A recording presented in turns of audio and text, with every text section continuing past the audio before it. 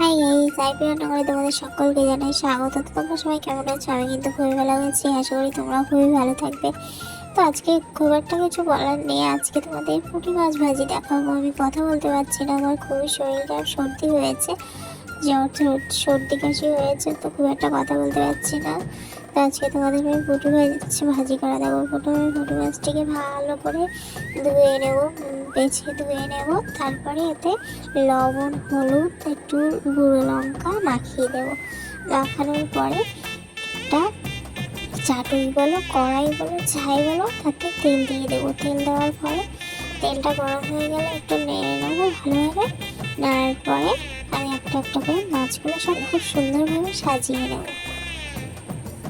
তো হয়ে গেছে, মাছ ভাজা সাজানো হয়ে গেছে। মাছগুলো এবারে ভালো করে ভেজে নেব, কিছুক্ষণ ভাজার জন্য ওয়েট করব।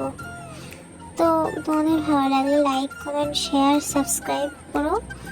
কেমন হয়েছে সেটাও জানিও কিন্তু কমেন্টে অবশ্যই। আমি মাছটা উল্টে দিয়েছি, দেখতেই পাচ্ছি। এবার ভাজা ভাজা হয়ে গেলে আমি নামিয়ে নেব। তো আমার মাছ ভাজা ভাজা হয়ে গেছে। ভালো লাগলে লাইক, কমেন্ট, শেয়ার, সাবস্ক্রাইব করতে ভুলো না কিন্তু বন্ধুরা।